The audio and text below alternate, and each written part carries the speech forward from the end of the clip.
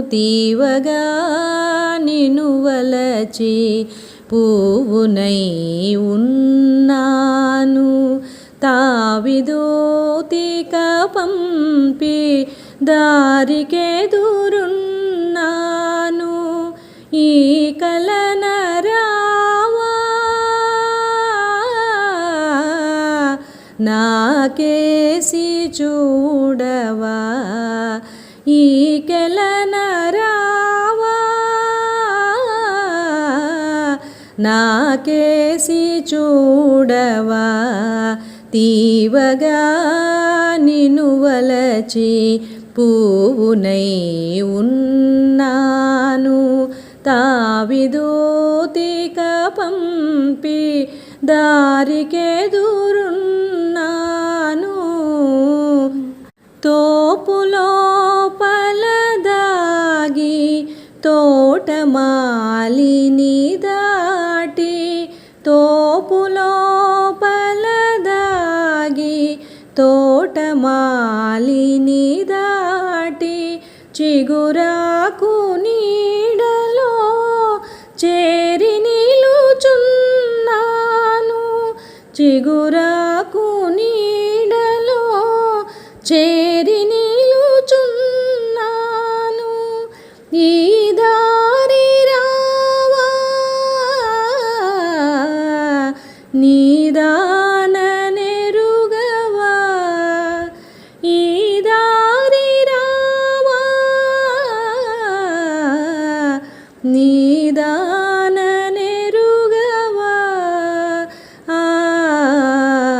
భూసారములు తీసి ఆసారములు మోసి, కష్టించి తుదకుని ఇష్టమై విరిసాను. కష్టించి తుదకుని ఇష్టమై విరిసాను. నన్ను కోరి రావా నా పేరే పిలువవా. నన్ను కోరి రావా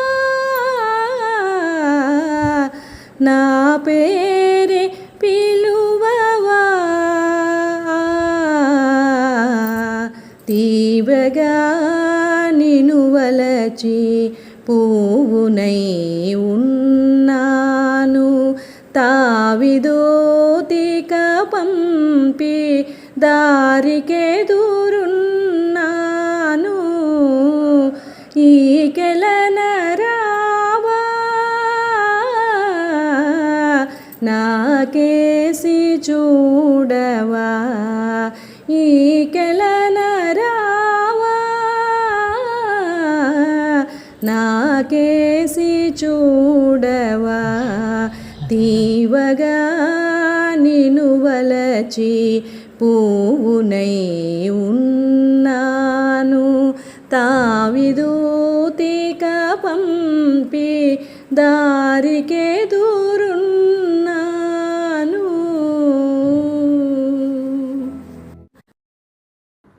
సుదీర్ఘమైన ఓడ ప్రయాణం తర్వాత కమలి, ఉమేషుడు మాతుల వెంట గాజీపురం వెళ్తామని అనడంతో చేసేదేమీ లేక రమేషుడు కూడా కాశీపురం వెళ్ళాలన్న ఆలోచనను విరమింపజేసుకొని తాను కూడా గాజీపురంలోనే దిగుతాడు.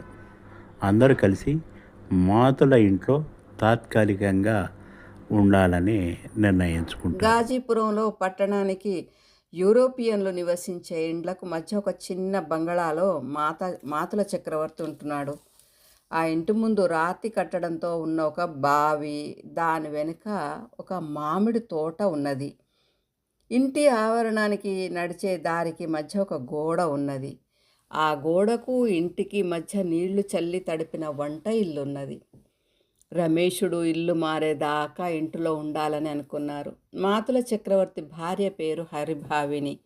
మాతులుడు ఆమెకు అనారోగ్యమని, నీరసంగా ఉంటుందని చెప్పాడు. కానీ పైకి చూడటానికి ఆమె అలా ఏమీ కనపడలేదు.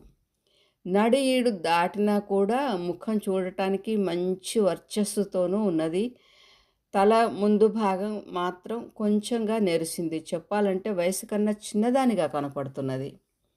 మాతుల చక్రవర్తితో పెళ్ళైన వెంటనే ఆమెకు చలి జ్వరం వచ్చి గాలి మార్పు కోసం గాజీపురం వచ్చి అక్కడే ఉపాధ్యాయుడిగా పనిచేస్తూ స్థిరపడ్డాడట. హరిభావిని ఆరోగ్యం బాగుపడింది, కానీ ఆమె భర్త ఆమెను చాలా జాగ్రత్తగా చూసుకుంటాడు. చక్రవర్తి రమేషుని కమలను గదిలోపలికి తీసుకువెళ్ళి తన భార్యను పిలవడానికి గదిలోపలికి వెళ్ళాడు. ఇంటి వెనుక పెరడులో గోధుమలను ఎండబెట్టి శుభ్రం చేసి కుండలలో తట్టలలో పోస్తున్న హరిభావిని చూసి, నువ్వు ఇక్కడున్నావా? ఈరోజు చాలా చల్లగా ఉన్నది, శాలువ ఎందుకు కప్పుకోలేదు? మీరేం మాట్లాడుతున్నారు? చాలా ఎండకు చుర్రుమని నా వీపు కాగుతున్నది. అవునా, అంత ఎండగా ఉందా? అయితే నీకోసం ఎండ కొట్టకుండా పైన రేకులు వేయిస్తానని హాస్యంగా అన్నాడు మాతులుడు. ఆమె వ్యంగ్యంగా, చాలా మంచి ఆలోచన, సరే ఇన్ని రోజులు ఎక్కడికి వెళ్ళారు చెప్పండి అన్నది హరిభావిని. అదొక పెద్ద కథ. ఇక ముందు నేను ఏ పనైనా చెయ్యాలంటే ఇప్పుడు మన ఇంటికి వచ్చిన వారి సహాయం అవసరం, వారిని పరిచయం చేస్తాను అని టూకీగా వారి గురించి చెప్పాడు. చక్రవర్తి ఇంటికి అతిథులను తీసుకొని రావడం అదే మొదటిసారి. కొత్తగా పెళ్ళైన జంట తమ ఇంట్లో ఉండడానికి ఇష్టపడినా వారు ఎక్కడుంటారు? ఇంట్లో మరో చోటే లేదు. గట్టిగా అరిచింది. ముందు వచ్చి వాళ్ళతో మాట్లాడు, వాళ్ళని ఎక్కడ ఉంచాలన్నది తర్వాత ఆలోచిద్దాం. నా శైలి ఎక్కడున్నది అన్నాడు. ఆమె తన బిడ్డకు స్నానం చేయిస్తున్నదని చెప్పింది. చక్రవర్తి తన భార్యకు కమలను పరిచయం చేశాడు. కమల గౌరవ భావంతో నమస్కరించింది. హరిభావిని కమల బుగ్గలను నిమిరి ఆమె చేతివేళ్లను ముద్దాడింది. భర్త వైపు చూస్తూ, కమల అచ్చంగా మన బిధువు వలె ఉంది కదా అన్నది. బిధువు మాతల పెద్ద కూతురు. ఆమె భర్తతో పాటు ప్రయాగలో ఉంటున్నది. ఇలా బిధువుతో కమలను పోల్చడంతో నివ్వెరపోయాడు. ఎందుకంటే వాళ్ళిద్దరిలో ఒక్క పోలిక కూడా కలవడం లేదు. అంతేకాక తన కూతురు కంటే అందంలోనూ ఐశ్వర్యంలోనూ ఎవరైనా ఎక్కువ అంటే ఒప్పుకోదు హరిభావిని. రెండవ కూతురు తల్లిదండ్రుల దగ్గరనే ఉంటుంది. ఆమె అందమైంది ఏమీ కాదు. అందుకే అక్కడ లేని కూతురుతో పోల్చి గొప్పలు చెప్పుకుంటున్నది. మీరు మా ఇంటికి రావడం సంతోషం, కానీ మీరేమో చాలా విలాసవంతమైన జీవనం గడిపే వాళ్ళ వలె కనపడుతున్నారు. మా ఇంట్లో అంత సౌకర్యం లేదు, ఎలా ఇక్కడ ఉంటారో అని భయపడుతున్నాను. మా కొత్త ఇల్లు రిపేర్లో ఉన్నది, అదొక్కటే మాకున్న ఆస్తి. చాలా రోజుల కింద ఒక చిన్న పాత ఇల్లు కొన్నాడు చక్రవర్తి. అదంత నివాసయోగ్యం కాదు, అయినా అక్కడ వారు ఉండాలని ఎప్పుడూ అనుకోలేదు. తన భార్య ఒక దాని తర్వాత మరొకటి అబద్ధం చెప్పుతూనే పోతుంది. అలా అబద్ధాలు చెప్పడం విని తనలో తాను నవ్వుకున్నాడు. బయటకు వెళ్తుంటే వెళ్ళనీయక ఆపింది. మీరు వసతి లేదని అనుకునేవారు కాదని మా ఇంటికి తీసుకొని వచ్చాను, మీకు అసౌకర్యంగా ఉందా అని కమలతో అని భార్య వైపు తిరిగి, నీ ఆరోగ్యం అసలే మంచిది కాదు, ఈ బయట నిలబడి ఉండడం అంత మంచిది కాదు, ఆకురాలే కాలపు ఎండ నీకు సరిపడదు అంటూ వెళ్ళిపోయాడు. ఒంటరిగా నిలబడిన కమలను ప్రశ్నలతో ముంచెత్తింది హరిభావిని. నీ భర్త న్యాయవాదా? ఎంతకాలం నుండి ప్రాక్టీస్ చేస్తున్నాడు? ఎంత సంపాదించాడు? అవునా, ఇంకా అతను ప్రాక్టీస్ మొదలు పెట్టలేదా? సంపాదన లేకుండా మీరు ఎలా జీవిస్తున్నారు? ఓ, మీ మామగారు బాగానే సంపాదించేవారా? అవునా, అతను నీకు తెలియదా? ఎంత విచిత్రమైన పిల్లవు, నీ భర్త తరఫున బంధువులు నీకు తెలియరా?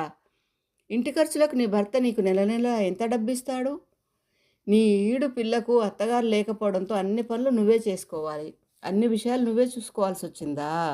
నా కూతురు బిధువు భర్త తన సంపాదనంతా ఆమె చేతికిస్తాడు. ఇటువంటి అవసరం లేని ప్రశ్నలతో ఆగకుండా మాట్లాడుతూ హరిభావిని కమలకు తనకు ఇతరుల విషయాలు తెలుసుకోవాలనే స్వభావాన్ని చెప్పకనే చెప్పింది. ఆమె భర్త వ్యవహారం గురించి హరిభావినికి ఏమీ తెలియకపోవడం ఆమె ఆలోచనలు నీచంగా అనిపించింది కమలకు. తన భర్త అయిన రమేష్ని గురించి అతడు ఏం చేస్తాడనేది, ఇతర ఆస్తిపాస్తుల వివరాలు ఎన్నడూ మాట్లాడుకోకపోవడం చేత ఏమీ తెలియదని అనుకున్నది. మొదటిసారిగా భార్యగా తన స్థానం ఏమిటి అనే ఆలోచనలో పడింది. హరిభావిని మళ్ళీ మాట్లాడటం మొదలుపెట్టింది. ఏది, నీ గాజులను చూడనివ్వు, అసలు బంగారువేనా లేక నకిలీవా? నీ పెళ్ళిలో మీ నాన్న ఎంత బంగారం ఇచ్చాడు? అయ్యో, నీకు మీ నాన్న లేడా? నీకున్న వస్తువులన్నీ ఇవేనా? నీ భర్త నీకేమీ ఇవ్వలేదా?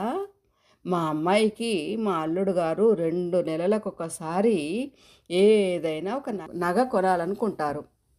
శైలజ తన 2 ఏళ్ల కూతురును తీసుకొని రావడంతో హరిభావిని ప్రశ్నలకు అడ్డుపడింది. శైలజ నల్లగా పొట్టిగా ఉన్నా కూడా ఆమె ముఖం అందంగానే ఉంది. ఆమె నుదురు వెడల్పుగా ఉంది. ఆమె శాంతంగాను తెలివైనదానుగాను కనపడింది. కమల ఆమె దిక్కునకు తేరి పార చూసిన తర్వాత శైలజ బిడ్డ కమలను పిన్ని అని పిలిచింది. పిన్ని అని పిలవడం బిధువు వలె ఉన్నదని కాదు, కమల ఈడున్న వాళ్లను ఆ అమ్మాయి అలానే పిలుస్తుంది. అలా పిల్ల పిన్ని అని పిలవగానే కమల ఎత్తుకున్నది. హరిభావిని కమలను శైలజకు చూపిస్తూ, ఈ అమ్మాయి భర్త న్యాయవాది, ఆయన లా ప్రాక్టీస్ కొరకు ఇంత దూరం వచ్చాడు. తోవలో మీ నాన్న వీళ్ళకి పరిచయమై వాళ్ళని ఇక్కడ తీసుకుని వచ్చారని చెప్పింది. కమల శైలజ ఇద్దరు ఒకరినొకరు చూసుకున్నారు. వారికి స్నేహం కుదిరింది. కమల రమేష్లకు వసతి సదుపాయాలు చూడటానికి హరిభావిని వెళ్ళిపోయింది. శైలజ కమల చేతిని పట్టుకొని తన గది లోపలికి తీసుకుని వెళ్ళింది. ఒక వయసు వాళ్ళు కాకపోయినా ఆ కొద్ది సమయంలోనే ఇద్దరు స్నేహితుల వలె మాట్లాడుకుంటున్నారు. కమల స్వతంత్రురాలే కాదు, అత్తగారింట్లో పనులు ఎలా చేయడం అనే దానిలో దిట్ట. నోరు మూసుకో, నేను చెప్పింది చెయ్యి, వయసు వచ్చింది, ఇంకా చిన్నపిల్లవు కాదు, చిన్నపిల్లని కానని చెప్పవద్దు. ఇటువంటి మాటలు ఆమె ఎప్పుడూ వినలేదు. కాబట్టి సుకుమారమైన తనువు, సున్నితమైన మనసు ఈ పరిసరాలకు త్వరగా అలవాటు పడలేకపోతున్నది. శైలజ కమల ఇద్దరు మాట్లాడుకుంటుంటే శైలజ కూతురు ఉమి వారి ధ్యాసను తన మీదకు మళ్లించుకోవడానికి ఏడవడము, ఏదో ఒకటి పడేయడము, ఇలా అల్లరి చేస్తున్నది. ఈ అల్లరి అలవాటు లేని కమలకు సంభాషణ సాగడం లేదు. ఆమె తన గతాన్నంతా శైలజకు చెప్పింది. కమల చెప్పిన ఆమె పెళ్లి విషయం పుస్తకంలో గీసిన సీసపు గీత వలె ఏ పేజీలోనూ పూర్తిగా రాయబడిన రాతలాగా ఉన్నాయి. ఆ పుస్తకంలో రంగు చిత్రాలే ఏమీ లేవు. ఆమె జీవితంలో కొరవడింది ఏమిటి అని ఎప్పుడూ అనుకోలేదు. కానీ ఏదో లోపం ఉందని, తన జీవితం వెలితి పడిందని, దానిని సరిదిద్దుకోవడానికి తను సిద్ధంగా ఉండాలని అనుకుంటున్నది. కానీ తానేమి కోరుకుంటున్నదో ముఖంలో కనిపించనీయకుండా జాగ్రత్త పడుతుంది. శైలజ భర్తని గురించి క్షణంలో ఏవేవో చెప్తుంది. కానీ కమలకు తన భర్త గురించి శైలజ చెప్పేందుకు విషయాలు ఏవీ లేవు. అంతేకాదు, భర్తని గురించి చెప్పడం కూడా ఇష్టం లేదు. అందుకే శైలజ చెప్పే విషయాలు వింటూ మౌనంగా కూర్చున్నది. శైలజ జీవితం అనే నౌక సుఖ సంతోషాలనే నీటి వాలులో పరిగెత్తినట్టున్నది. కానీ కమల జీవితం అనే చిన్న ఓడ దుఃఖమనే లోతులేని చోటులో ఇరుక్కుని పోయింది. శైలజ భర్త విపినుడు గాజీపురంలోని నల్లమందు ఫ్యాక్టరీలో పనిచేస్తున్నాడు. చక్రవర్తికి 2 కూతుళ్లే. పెద్ద కూతురు అత్తగారింట్లో ఉన్నది. చిన్న కూతురును విడిచి ఉండలేక మాతలుడు తన తెలివితేటలతో అల్లుడికి ఒక ఉద్యోగం ఇప్పించి తన ఇంట్లోనే తమతో పాటు ఉండనిచ్చారు. ఎందుకంటే అల్లుడి ఆదాయం శైలజ కాపురానికి సరిపోదు. అందుకే ఇక్కడే తల్లిదండ్రుల దగ్గర ఉంటున్నది. నన్ను క్షమించు కమల, కొంచెంసేపు వెళ్ళి వస్తాను అని మాటలాపింది. ఎందుకంటే శైలజ భర్త స్నానం చేసి అప్పుడే లోపలికి వచ్చాడని, అతను డ్యూటీకి వెళ్లే ముందు అతని భోజన ఏర్పాట్లు చూడాలని తెలిసి తెలియక ఇంకా ఏవేవో మాట్లాడింది. ఆయన లోపలికి వచ్చినట్టు నీకు ఎలా తెలిసింది అని అమాయకంగా కమల అడిగింది. నాతో పరిహాసాలు ఆడకు, ఎవరికైనా ఎట్లా తెలుస్తుంది? భర్త వస్తుంటే కాలి అడుగుల చప్పుడు తెలియదా అని శైలజ అన్నది. శైలజ నవ్వి కమల బుగ్గలు నొక్కి తాళం చెవులు కట్టి ఉన్న కొంగును భుజం మీద వేసుకొని ఉమిని చంకన వేసుకొని గది నుండి బయటకు వెళ్ళింది. మగని అడుగుల చప్పుడు తెలుసుకోవాలని అప్పటిదాకా అనుకోలేదు కమల. బయట జామ చెట్టు మీద పూలు పండ్లు విరగబూసి కాసి ఉండడంతో తుమ్మెదలు తేనెటీగలు ఝుమ్మంటూ రొద చేస్తూ చెట్టు మీద తిరుగుతున్నాయి. గంగా నది ఒడ్డున దూరంగా ఏకాంతంగా కూర్చొని ఇల్లు ఎక్కడ అద్దెకు తీసుకోవాలని, తనకు సంబంధించిన వస్తువులు పుస్తకాలు కలకత్తా నుండి తెచ్చుకోవాలి, అవి ఎప్పుడు సాధ్యమవుతుంది, తన లా ప్రాక్టీసు గాజీపురంలో చేయడానికి తన పేరును న్యాయవాదుల సంఘంలో నమోదు చేసుకోవాలి. ఇవన్నీ చేయాలంటే కలకత్తాకు ఒకసారి వెళ్ళి రావాలి. కలకత్తా అంటే హేమనళిని, ఆమె ఉండే వీధి, ఆ పరిసరాలు గుర్తుకు వచ్చి మనసంతా భారంగా అయింది. నేను ఆత్మవంచన చేసుకుంటున్నానా? ఒకవైపు కమలను భార్యగా స్వీకరించాలి అనుకుంటున్నాను, ఇంకొక వైపు హేమనళిని గుర్తుకు రాగానే మనసెందుకో భారంగా అవుతున్నది. ఇది వంచనే కదా అనుకుంటూ కలకత్తా వెళ్ళడానికి మనసు ఒప్పక తన ప్రయాణాన్ని వాయిదా వేసుకున్నాడు. మాతుల చక్రవర్తి బంగళా చిన్నగా ఉండడంతో కమల ఎక్కువసేపు గదిలోనే ఉండాల్సి వస్తున్నది. రమేషుడు బయట గదిలో ఉంటున్నాడు. అందుకే కమల, రమేష్లు ఒకరినొకరు చూసుకోవడమే లేదు. ఇలా కలుసుకొనక మాట్లాడుకొనకపోవడం చాలా బాధాకరమని శైలజ కమలకు చెప్పింది. ఎందుకంత హడావుడి చేస్తావు? నేనేం బాధపడటం లేదు అన్నది కమల. శైలజ నవ్వి, నీ మనసు రాయి వంటిదా? నువ్వు నా ముందు నటించకు, నీ మనసులో ఏముందో నాకు తెలుసు అన్నది. అది సరే, నువ్వు నాకు ఒక విషయం చెప్పు. విపినబాబు కొన్ని రోజులు నీకు కనపడకుండా ఉంటే నువ్వు బాధపడుతూ ఎందుకు నాకు ఆయన కనపడరు? నన్ను విడిచి 2 రోజులు కూడా ఉండలేరు అని శైలజ డాంబికంగా అన్నది. విపినుడు తనను విడిచి ఉండలేడు అనడానికి ఏవేవో రుజువులు చెప్తున్నది. తమ పెళ్ళైన తర్వాత మామూలుగా తమకు ఇష్టం లేని ముసలివాళ్లతో తిరుగుతూ, తన చిన్నప్పుడే పెళ్ళై అత్తవారింటికి వచ్చినా తన దగ్గరికి రావడానికి విపినుడు ఎన్నో కట్టుబాట్లు ఉన్నప్పటికీ మధ్యాహ్నం భోజనాల సమయంలో అద్దంలో తనను చూస్తూ ఎలా ఓదార్చాడో చెప్పింది.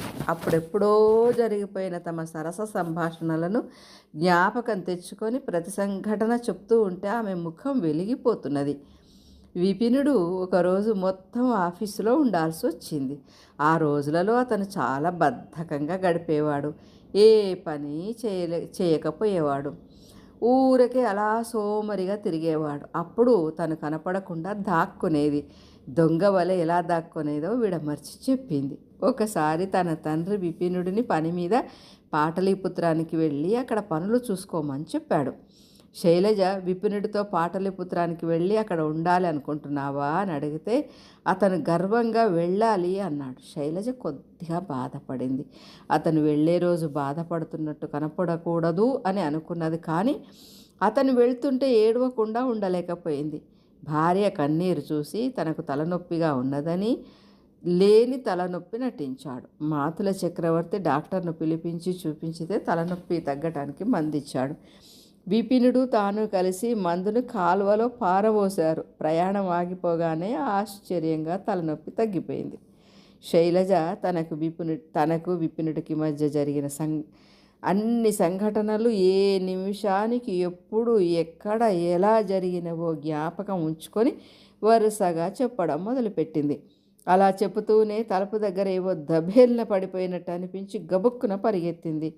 ఆఫీసు నుండి వచ్చిన విపినబాబు తమ పాత జ్ఞాపకాలను శైలజ కమలకు చెప్తుంటే గది బయట కొంత దూరంలో నిలబడి చాటుగా వింటున్నాడు. శైలజ అలా కాళ్ళు, చేతులు, ముఖము, కళ్ళు తిప్పుతూ చెప్పుతున్న వాళ్ళ వివాహ జీవితం నిజమే అనుకుంటున్నది కమల. ఆమె తన జీవితంలో తొంగి చూసుకుంటే రమేషునితో ఉన్నప్పుడు హేమనళిని రమేషుని జీవితంలో ప్రవేశించిందా అనుకొని బాధపడిన క్షణాలున్నాయి. తర్వాత పాఠశాల నుండి వచ్చిన తర్వాత జరిగిన సంఘటనలలో తనకు రమేషుడే తన భర్త అనే ఊహ రాగానే తన మనసు ఆనందంతో ఊగిపోయేది. ఇప్పుడు శైలజ భార్యాభర్తల నడుమ ఉండే సాన్నిహిత్యాన్ని, లేకపోతే పడే బాధను చెప్పడంతో తనకు కొంత అవగాహనకు వస్తున్నది. కానీ కమల జీవితంలో హెచ్చు తగ్గులు ఏమీ లేనే లేవు. ఆమె మీద ఎలాంటి భావ ప్రకటనలు చేయనే లేదు. అట్లాంటి సంఘటనలు కూడా కమల జీవితంలో లేనే లేవు. శైలజ విపినులతో పోల్చుకుంటే అలా తామిద్దరూ ఎప్పుడూ లేనే లేరు. రమేషుడు తనకు దూరమైనప్పుడు తనకు ఎలాంటి బాధ కలగలేదు. ఆమె ఎప్పుడన్నా ఒక క్షణం అతడిని చూడాలనుకున్నా గదులు దూరంగా ఉండడం చేత రమేషుని మనసులో ఉన్న భావాలేవి తనకు తెలియడం లేదు. శైలజ ఆదివారం నాడు కమల వైపు అనుమానంగా చూస్తున్నది. ఉదయం అంతా ఆమెను విడిచి ఒక్క క్షణమైనా ఉండాలనుకోదు.